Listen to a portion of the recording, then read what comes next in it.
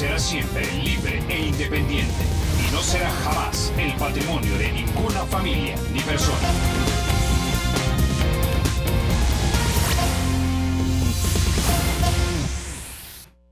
¿Qué tal? Muy buenos días. Qué gusto estar con ustedes a esta hora de la mañana cubriendo a Carlos Toledo, que se encuentra de vacaciones. A partir de hoy y durante toda la próxima semana tendré el gusto de conducir la entrevista en República. ¿De qué vamos a hablar hoy? Vamos a hablar de Constitución, vamos a hablar de las últimas resoluciones de la Sala de lo Constitucional.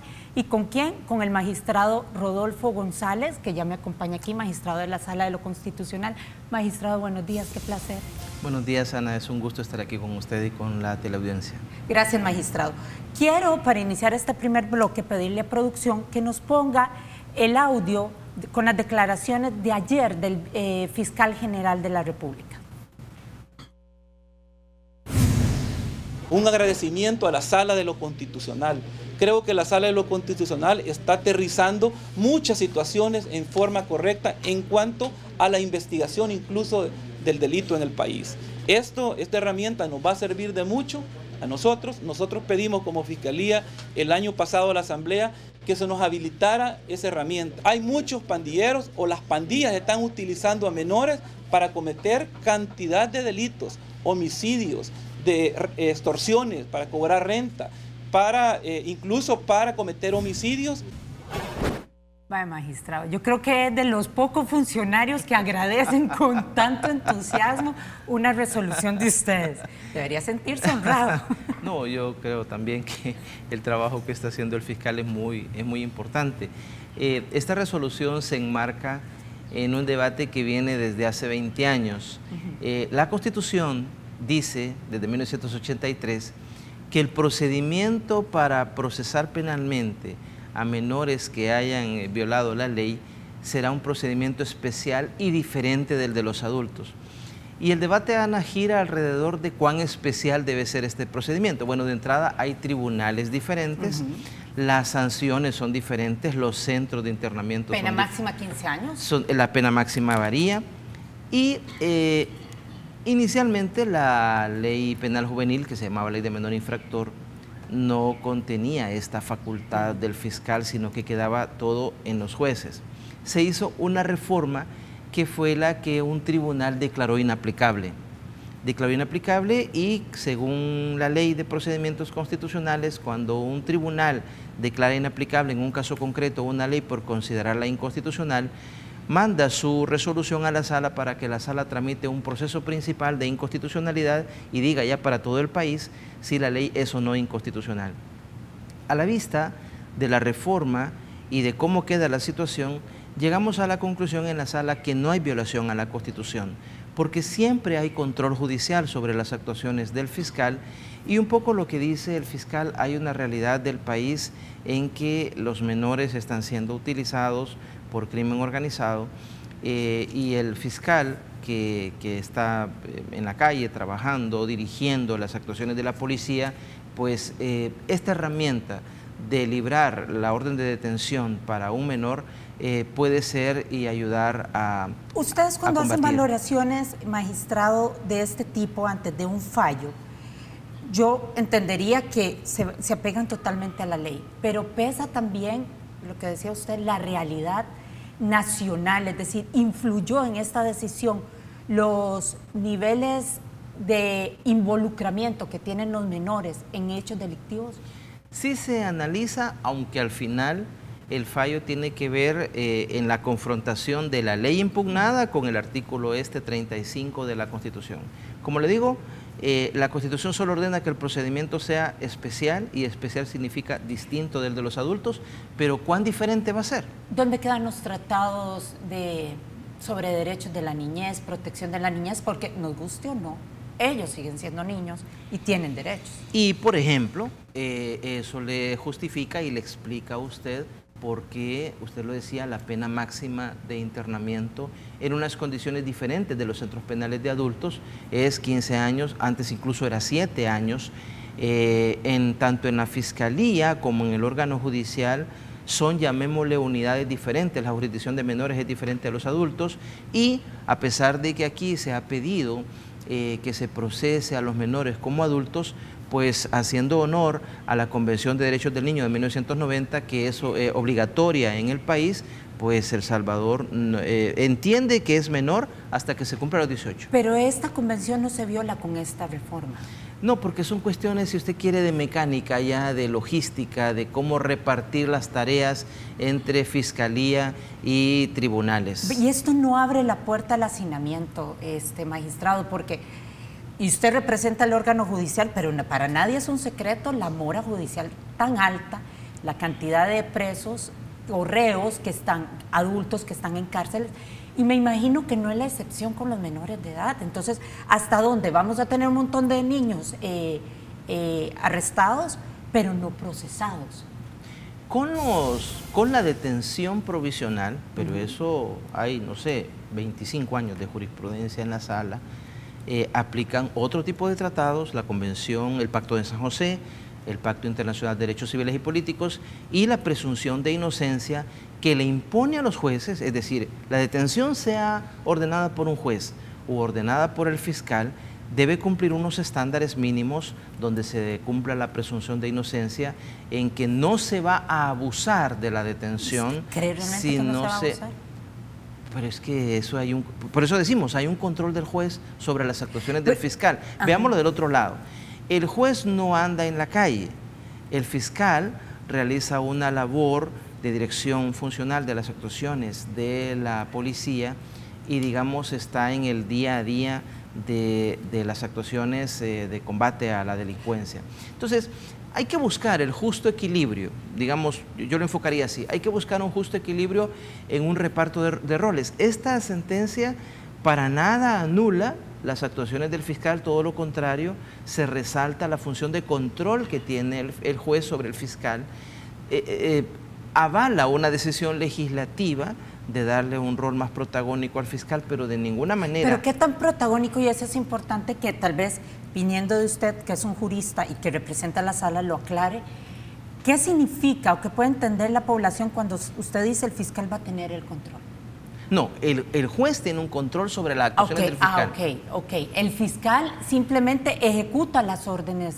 No es que vamos a ver un abuso por parte de la fiscalía. Si se diera, podemos confiar en que los jueces de menores van a ejercer, como siempre corresponde, también pasa con los adultos, un control sobre las actuaciones del fiscal, librando órdenes de detención administrativa. Y además, tanto para las detenciones administrativas que libra el fiscal como para las detenciones judiciales, rige lo que le decía, la presunción de inocencia, el carácter excepcional de la detención. Hay una sentencia nuestra de habeas corpus sobre el tema del hacinamiento, en que dimos algunos lineamientos para la administración penitenciaria, la Dirección de Centros Penales del Ministerio de Justicia y Seguridad, pero además dimos lineamientos y en una audiencia de seguimiento tuvimos al fiscal general para verificar qué uso se está haciendo de la herramienta de la detención. Detención administrativa ordenada por el fiscal, detención judicial ordenada por los tribunales, porque efectivamente la naturaleza es excepcional. Si la persona puede ser procesada en libertad y no tener otra persona más en el sistema penitenciario que ya está más que rebasado, pues se tiene que hacer un uso racional. Magistrado, usted habla de presunción de inocencia. Y ocurre, sobre todo en adultos y en niños o en menores, la presunción de inocencia no necesariamente se respeta acá. Y lo hemos visto en casos, y no es defender a nadie en particular, pero hay personas que son detenidas, que son expuestas, que son condenadas públicamente, pero no necesariamente condenadas judicialmente. Aquí hay un gran irrespeto a la presunción de inocencia. Sí, y efectivamente la presunción de inocencia o el principio de inocencia tiene una serie de consecuencias que se han resaltado por tribunales internacionales y nacionales. Una de esas consecuencias es el trato como inocente, es decir, mientras la condena no está firme, la persona debe ser tratada como inocente. Pero que no tratan al detenido como inocente. Sí, y ahí hay problemas de abuso de posible... autoridad.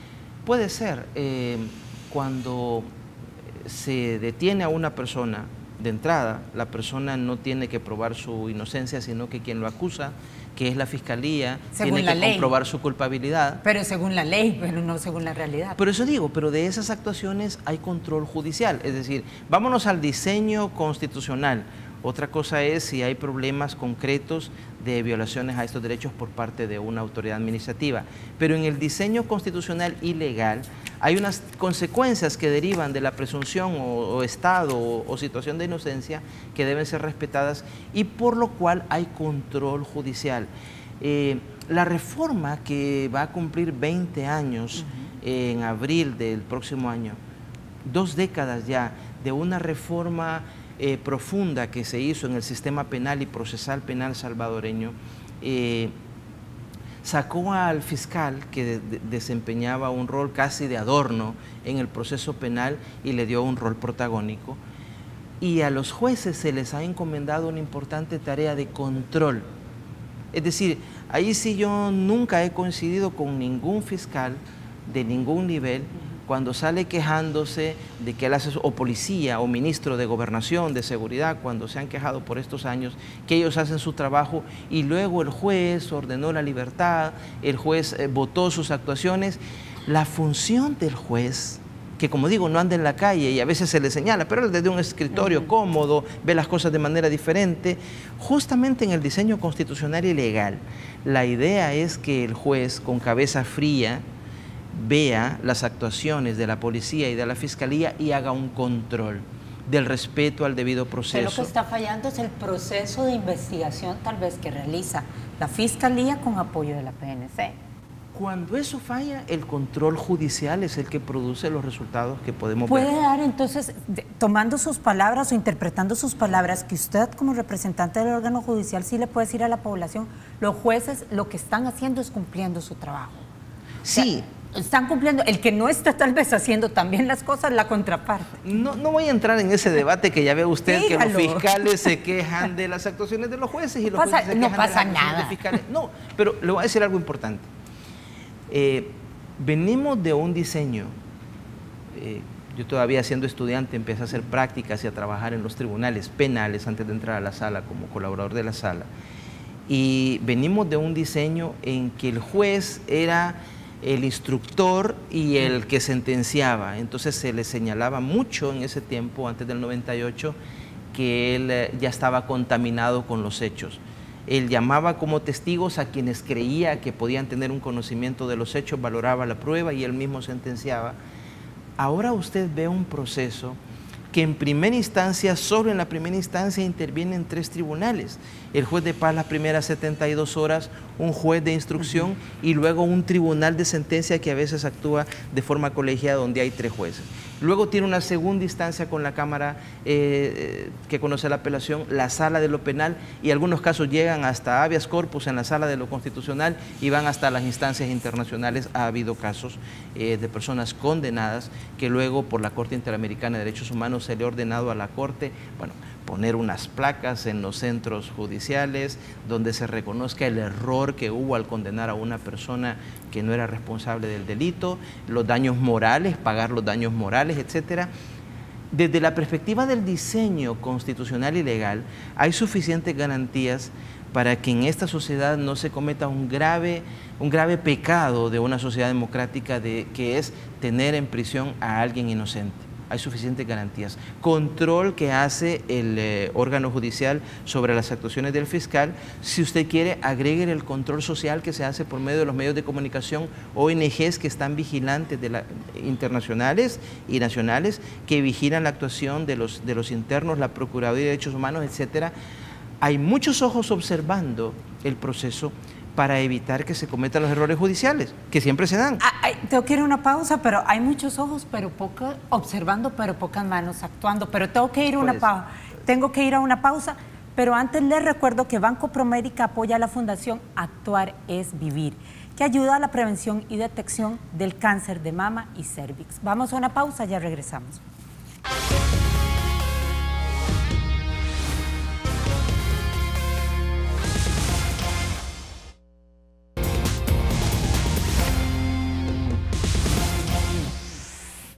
Gracias por continuar en República. Magistrado, quiero saltar de lo penal a lo electoral. Quiero pedirle nuevamente a producción, el primero de este mes el presidente del TSE dio unas declaraciones muy fuertes contra la sala. Quiero que las veamos y a partir de ahí hablar de esos temas. Por favor. Y no quiero gastar demasiada tinta en el análisis de la cadena de sentencias electorales de esta sala, erigida como un suprapoder en la función política. Un nuevo sistema de votación ha sido impuesto por sentencia judicial al margen de un consenso político. Suprapoder. Bueno, es un término que ya lo habíamos escuchado también del partido de izquierda, pero él dijo varias cosas y uno de los conceptos que dijo fue: damos vergüenza, con nuestro sistema electoral damos vergüenza.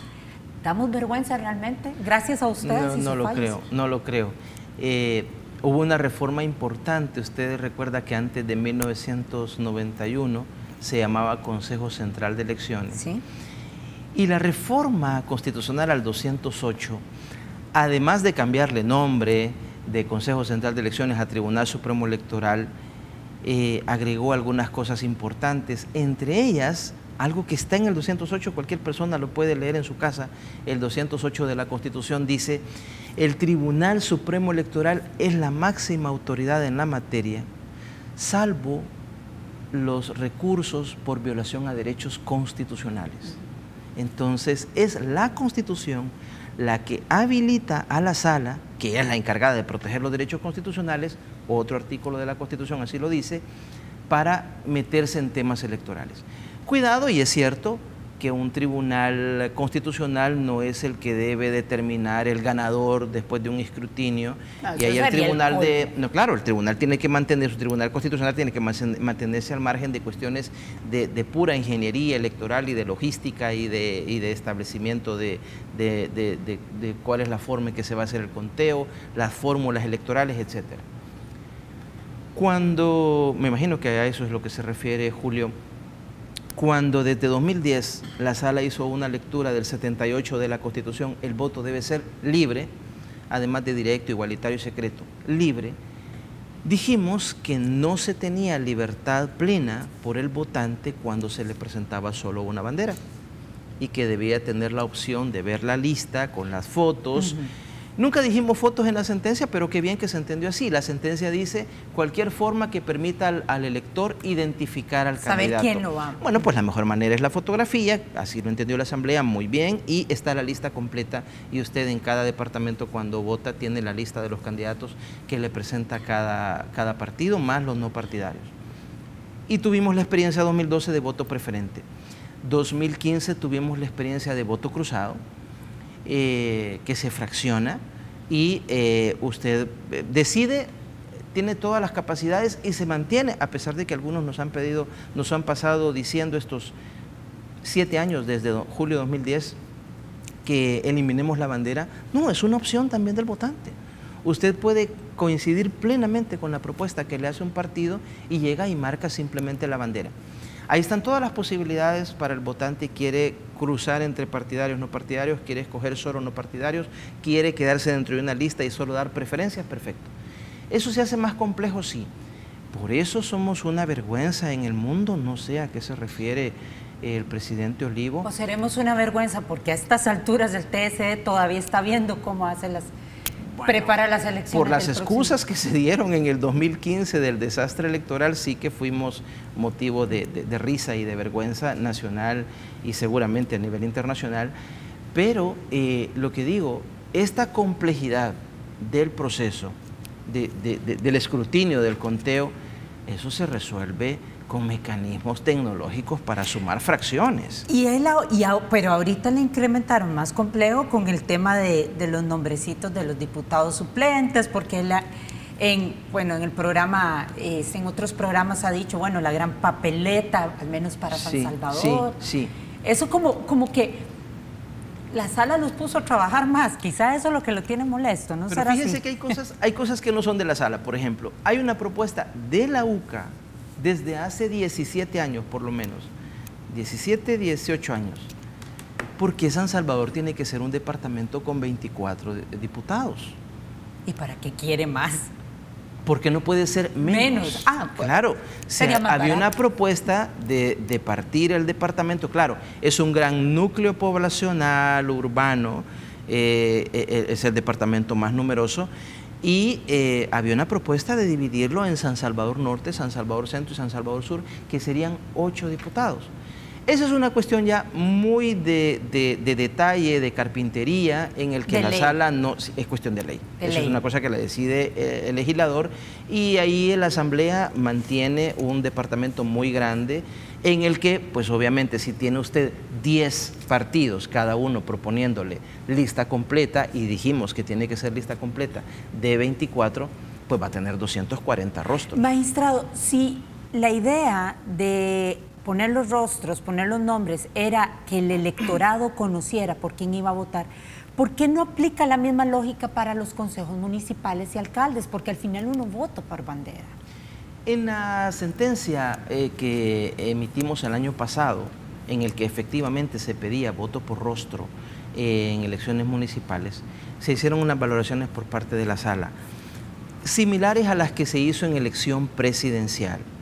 Es cierto, el ciudadano llega y marca una bandera, pero después de una campaña que según la Constitución es 4 meses, otra cosa es si se cumple y si alguien se lanza un año antes, pero según la Constitución es 4 meses, es un tiempo más que suficiente, es un país pequeño, hay un rol importante de los medios, y es difícil que alguien vaya el día de las elecciones y diga: veo aquí la bandera de un partido y no sé quiénes son los dos de la fórmula de este partido.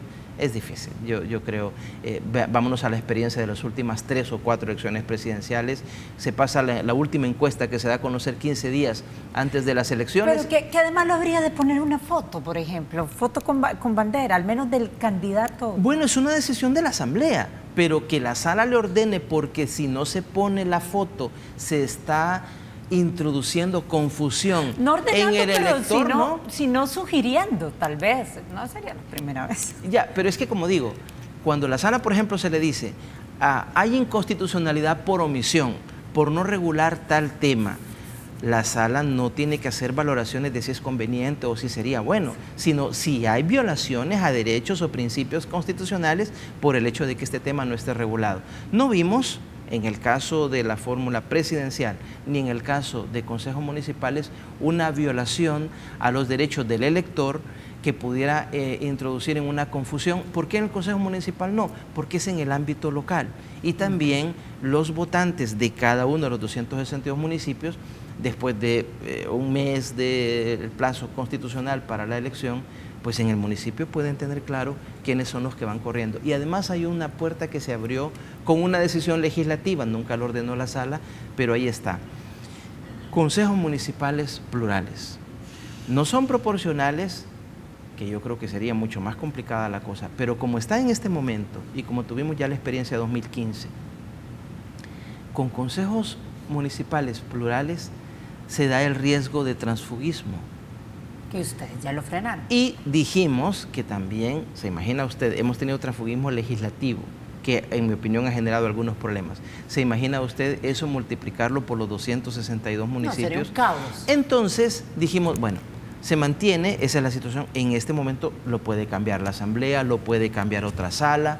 En este momento tenemos voto por rostro de los propietarios, fotos de los propietarios de diputados, nombre del suplente y banderas que se mantendrán para presidencial y municipal. Hay un tema bien importante. Ustedes frenaron la ratificación a la reforma constitucional para ampliar los plazos de alcaldes y diputados. Para que la audiencia tenga en contexto, la legislatura anterior reforma la Constitución para ampliar estos plazos de 3 a 5 años. La reforma después de las elecciones que conforman esta asamblea que tenemos ahorita. Esta asamblea la ratifica y en teoría tendríamos los que eligen en marzo del próximo año un periodo de 4 años para después hacer el traslape a 5. Ustedes lo frenan. Ya se está por meses, el tiempo pasa súper rápido. Pero ustedes no han dicho nada. ¿En qué estado está esa? Está en agenda para emitir la sentencia. Llevamos desde la semana pasada discutiendo el tema de emitir sentencia. No es el único caso de reforma constitucional que se ha aprobado cuando ya está configurada la segunda legislatura. Ahí hay una sentencia de diciembre de 2013 en que la sala lo mencionó, pero no era el tema central, sino que fue una consideración, si usted quiere, marginal, pero también adelanta, digamos, da una línea de por dónde podría conocerse los siguientes casos. La sala mencionó que el sentido, la finalidad del 248 de la Constitución no es la simple formalidad que una legislatura apruebe el acuerdo de reforma y la siguiente lo ratifica, sino sobre todo que haya intervención del pueblo, que es el soberano al final, que los ciudadanos informados sepamos. Si una legislatura tiene 36 meses, ¿por qué no aprueba el acuerdo de reforma en sus primeros 34 meses, sino hacerlo en el último mes, a veces en la última semana y en alguna ocasión ha sido el último día, el 30 de abril? ¿Por qué? Es decir, cualquier tema, salvo las cláusulas pétreas, que bueno, uno puede tener una posición teórica, académica sobre si le gustan o no le gustan las cláusulas pétreas, pero ahí está en la Constitución 3, 4 cláusulas pétreas. Si no es una cláusula pétrea, todo lo demás de la Constitución se puede reformar. Si la Asamblea quiere reformar un tema importantísimo para el país, ¿por qué no aprobar ahora un acuerdo de reforma?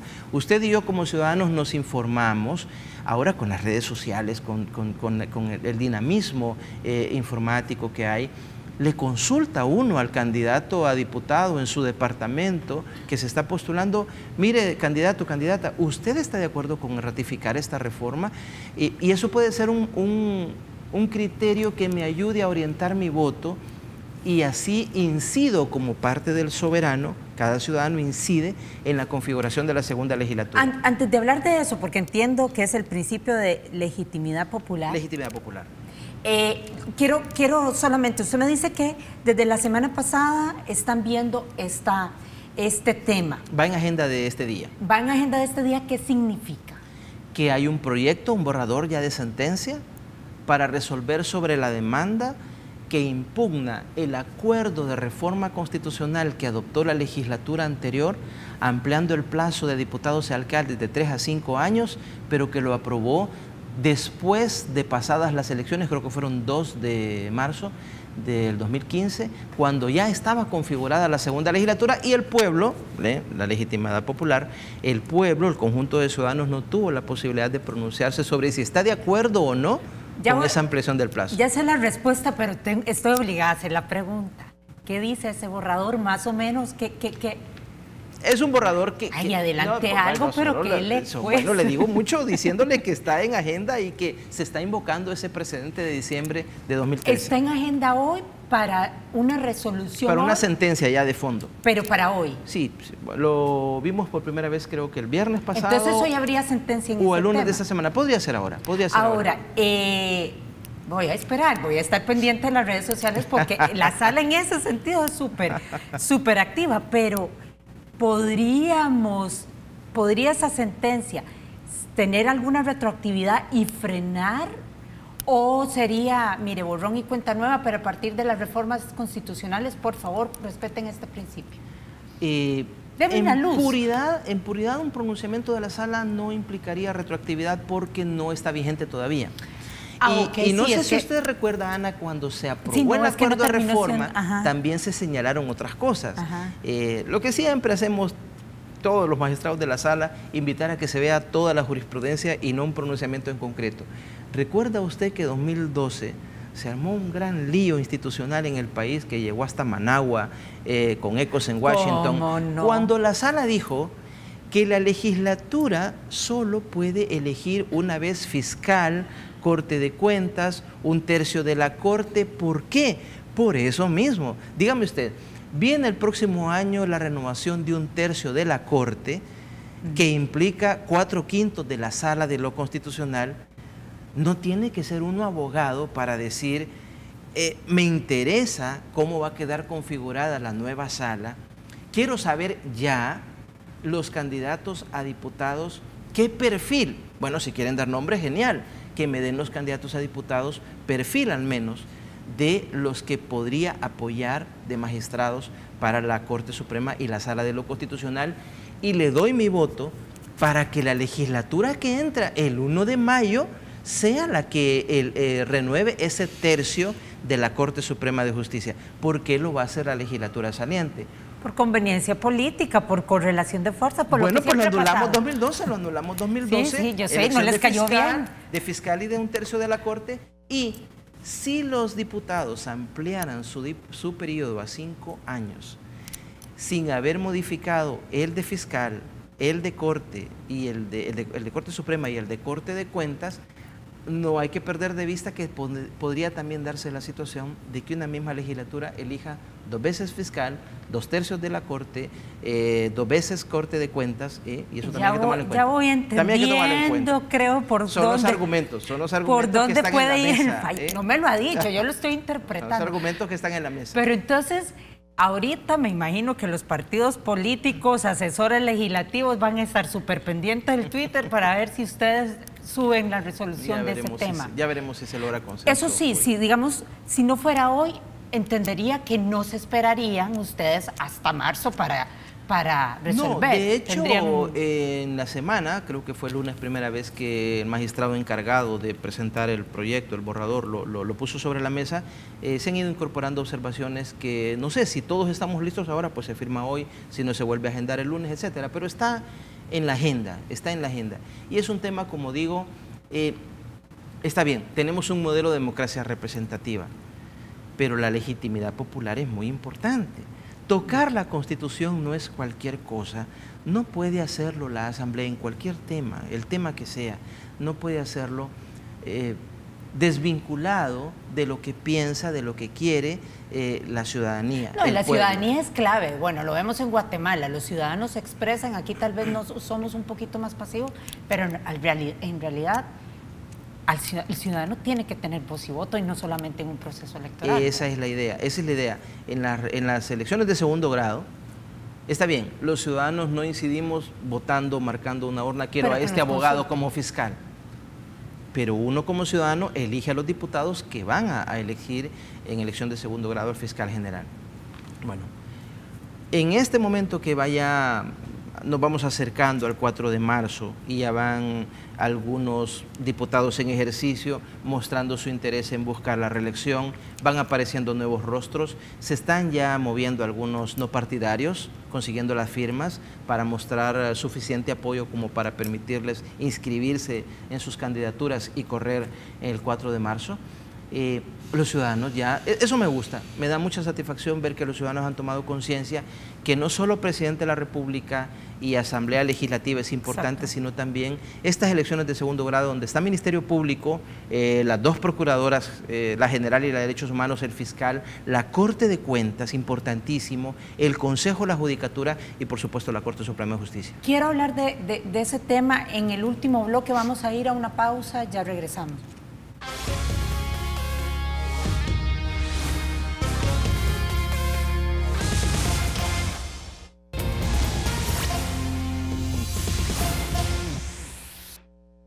Gracias, continuamos conversando con el magistrado González. Bueno, magistrado, ya hablamos de lo que podría ocurrir hoy y de lo que creo yo que podría ocurrir, pero bueno, voy a esperar, pero hay otro tema y quiero más que todo que por aclaración, que es electoral, que quisiera de verdad saber cómo interpretarlo. El FMLN expulsa al alcalde de San Salvador, Nayib Bukele. Esa expulsión lo deja libre. ¿Puede él competir en las elecciones con otro partido o se convierte en la categoría de tránsfuga? Hay una sentencia nuestra de principio de este año que dio seguimiento, fue una segunda parte, digamos, de un pronunciamiento de septiembre-octubre de 2013. Septiembre de 2013 habíamos hablado de que calificamos como fraude al elector y por tanto dijimos que está prohibido el transfugismo legislativo, y a principios de este año pues el demandante simplemente trasladó los mismos argumentos de esa sentencia al caso de transfugismo municipal, y la sala, pues ateniéndose a su precedente, concluyó en lo mismo. También es fraude al elector, transfugismo municipal. Pero ¿qué se va a considerar transfugismo municipal? Ajá. Alguien es electo alcalde para estar 3 años, que llegan hasta el 30 de abril. Pero claro, si antes, por estas fechas, digamos que se respeta el plazo constitucional, un mes, pues el 4 de febrero, un mes antes de la fecha señalada para la elección, él dice que va a, bueno, en realidad el plazo es anterior porque tiene que inscribirse como candidato. Unos meses antes, él dice que va a correr con otro partido, renuncia y se inscribe con otro partido para buscar un segundo o tercer periodo. Puede haber problema de transfugismo porque no completa su periodo haciendo honor a los votantes que lo apoyaron para los 3 años completos, si él renuncia. Pero aquí lo Cuando echaron. es expulsado, eso ya lo habíamos previsto y habíamos dicho que en ese caso no se puede considerar tránsfuga. Pero hay una reforma que hizo la Asamblea este año, haciendo un juego ahí de fechas, que los que habían cambiado de partido antes de X fecha y que pudieran ser calificados como tránsfugas, no serán calificados como tránsfugas porque en ese momento no se sabía el pronunciamiento de la sala. Y luego los posteriores, incluso, parece que así dice la ley, incluso si es echado o expulsado de un partido, no puede correr con ningún otro partido. Contra esa reforma se presentó en julio, agosto de este año, una demanda por los secretarios de 2 partidos, el señor Parker y el señor Rodríguez, presentaron una demanda y PDC presentaron una inconstitucionalidad que está en conocimiento de la sala. Entonces, hay ahí, digamos, si usted quiere, una cierta maraña de pronunciamientos jurisprudenciales de la sala y de reforma legal que tendríamos que verlo, porque en los pronunciamientos que tenemos nosotros hasta marzo de este año, no podría ser calificado tránsfuga quien es expulsado. Tampoco avalamos ni en la de septiembre de 2013 ni en la de febrero, marzo de este año un verticalismo y una disciplina férrea del partido sobre su bancada ni sobre sus alcaldes. Es decir, el diputado piensa por sí mismo y además tiene un nexo con los votantes de su departamento que se expresan, que en un meeting, que en una reunión le dicen que le piden su apoyo para X tema, incluso contrario a la posición del partido. Pero entonces entendería que ese recurso que presenta estos 2 partidos está en manos de la sala y ustedes como sala ahorita le tienen o la llave o le podrían poner el candado a cualquier posibilidad que quiera el alcalde Bukele tener o cualquier movimiento que el alcalde Bukele quiera tener de aquí a marzo. El Tribunal Supremo Electoral nos ha pedido que aclaremos el tema. ¿Y cuándo lo van a aclarar? Se correr. está trabajando, sí, se está trabajando también con eso porque, bueno, ya ve usted que se puso una veda ahí de un año antes de las elecciones para no emitir ningún tipo de pronunciamientos, pero bueno, siempre surgen temas así vinculados con la inscripción de candidaturas o con temas que vienen de años anteriores. Como digo, hasta la sentencia nuestra, la situación del alcalde de San Salvador, sin meterme, no conozco todas las particularidades del caso, pero en general quien es expulsado no se considera tránsfuga, quien renuncia sí. Pero con esta reforma legal, entiendo por lo que se ha vertido en declaraciones, creo que de un magistrado del Tribunal Supremo Electoral, en este momento estaría impedido. Salvo que ustedes lo analicen y emitan una. Y ya está introducida la demanda para que nosotros, y la petición del Tribunal Supremo Electoral para que nosotros aclaremos el tema. Mire, con esto de transfugismo, hoy sí lo van a querer ya más, ve o lo los van a odiar más. ya ve lo folclórica que es nuestra realidad político-electoral en los 262 municipios. ¿Sí? El criterio, y eso sí lo puedo decir y lo hemos dicho desde 2010, lo que nos impone a nosotros el cargo es velar por los derechos de los ciudadanos, de los votantes, el derecho al sufragio activo y el derecho al sufragio pasivo. quien vota y quien opta a un cargo de elección popular. Ese debe ser nuestro horizonte independientemente de conflictos internos que puede haber dentro de un partido. Transfugismo, hay un debate, diría yo, mundial. Desde quienes lo califican como una simple falta de ética, que da lugar a soluciones así como acuerdo entre caballeros, los partidos deben comprometerse a no aceptar en sus filas a ningún tránsfuga, hasta posiciones más fuertes, el tránsfuga inmediatamente pierde el mandato. Desde que se cambia de camiseta, inmediatamente cesa su mandato porque sus votantes lo eligieron bajo otra bandera. La sala emitió en ambos casos de transfugismo legislativo y municipal, yo diría, pronunciamientos moderados, que no son tan radicales ni en uno ni en otro sentido. Todo desde la perspectiva de que no se produzca un fraude al elector. Alguien es electo bajo una bandera, mostrando una cierta ideología y un determinado programa, no puede decir al mes que está en funciones que su programa es otro, que su ideología es otra, que su visión es otra. Pero como volviendo a este tema en particular, como es otro caso, y porque quiero hablar de probidad, sí la sala entonces podría estar emitiendo una opinión con respecto a este recurso presentado por estos dos diputados. Tiene que hacerlo. Que podría beneficiar o terminar de cerrarle las puertas al alcalde. Dependiendo si la reforma hecha por la Asamblea le parece a la sala que es compatible con los dos pronunciamientos que se habían hecho o no. Ok, como le digo, entonces vamos a ver si la popularidad de la sala le termina otra vez felicitando a algún funcionario o los terminan criticando. Magistrado, usted dijo probidad ha decaído. Son 400 casos más o menos los que está investigando. 230. O sea, pero es preocupante que venga una declaración de ese tipo de la propia Corte Suprema de Justicia. ¿Qué está pasando con probidad? Bueno, pero es que basta ver los números, ¿no? La primera vez que se hizo pública una declaración de probidad que se reinterpretó el 240 de la Constitución con esto que dice que es información bajo reserva, fue casualmente mi declaración de probidad que se dio en agosto de 2015.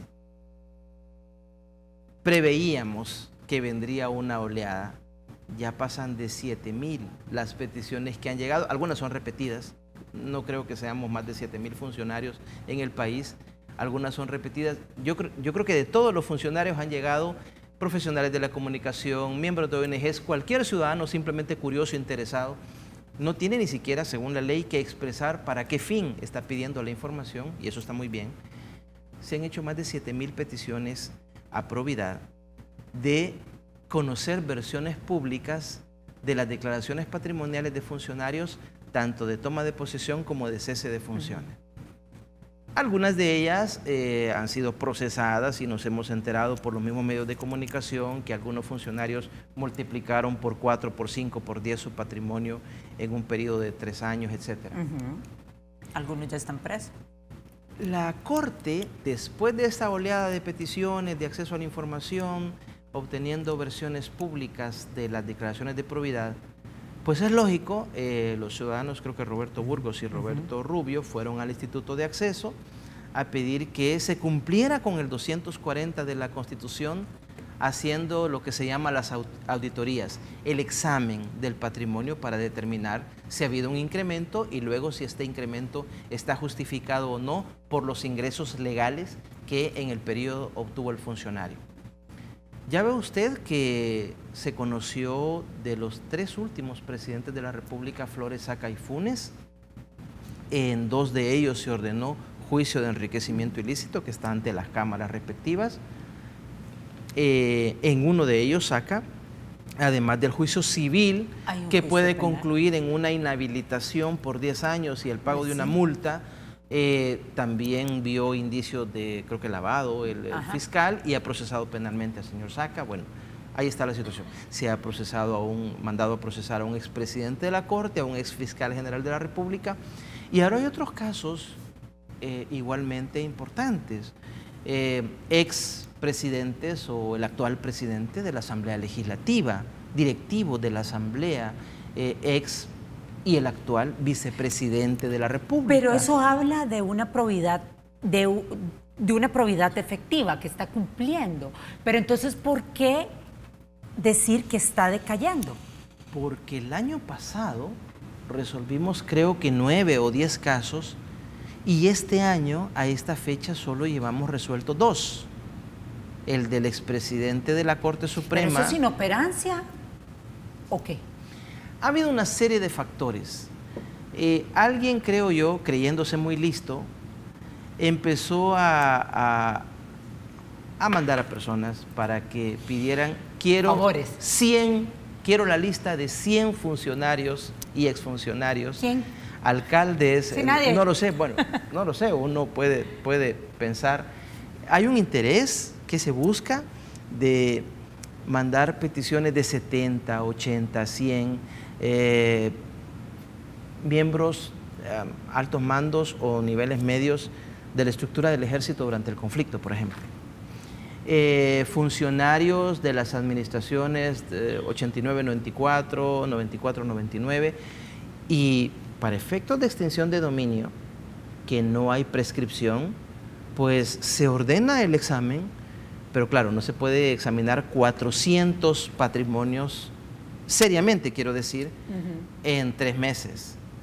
Entonces, nada menos ayer estábamos viendo en Corte Plena que el Instituto de Acceso ha pedido que se haga un plan de trabajo de en cuánto tiempo se va a ir entregando las peticiones que han hecho los ciudadanos de que se haga el examen de las cuentas de los patrimonios de estos funcionarios. Pero es un poco difícil. Un poco, entonces. Por un lado, después de personas que de forma sensata llegaban, pedían 3, 4, empezaron a llegar solicitudes de cientos, y así es como tiene usted, creo que pasa ya del medio millar, de 500 y tantas personas que están siendo investigadas. Es humanamente imposible, aunque se ha incrementado el número de asistentes, de colaboradores, tanto auditores como abogados, investigadores en la sección de probidad.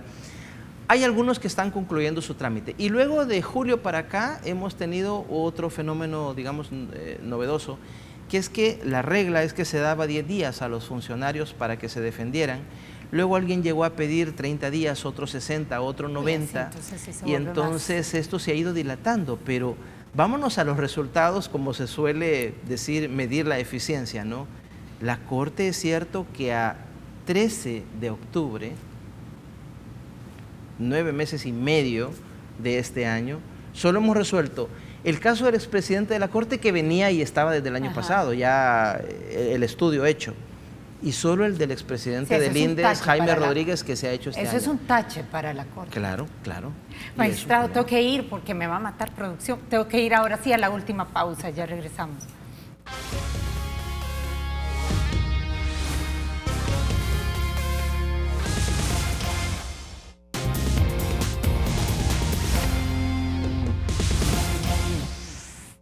Magistrado, nos queda un par de minutos, así súper contados, pero quiero su opinión sobre el proceso que viene, que la próxima legislatura va a tener, que es la elección de los sustitutos, de ustedes, de 4 magistrados más en la Sala de lo Constitucional. ¿Cómo ve lo que se está empezando a mover este tema? Bueno, estos años han evidenciado la importancia de una institución que está desde 1983. La Sala de lo Constitucional fue creada por la Constitución del 83, pero hemos entrado en una dinámica como país muy interesante. Algunos hablan que ahora sí estamos viendo una división de poderes en que desde Casa Presidencial no se tiene pleno control de la Asamblea ni de la Corte. Razón de más para que no solo el gremio de abogados, sino todo el país se interese en estos temas. Pero con la reforma constitucional del 91, después de los acuerdos de paz, en El Salvador, esto no pasa en todos los países, en El Salvador el gremio de abogados tiene la posibilidad de ir a unas elecciones como gremio y elegir la mitad por lo menos de la lista que el Consejo de la Judicatura le manda a la Asamblea con los candidatos. Por supuesto, un llamado a la responsabilidad del gremio de abogados, a la ciudadanía que se mantenga vigilante. Entiendo que se va a solicitar incluso observación de organismos internacionales de juristas para vigilar este proceso. Es muy importante. De los abogados.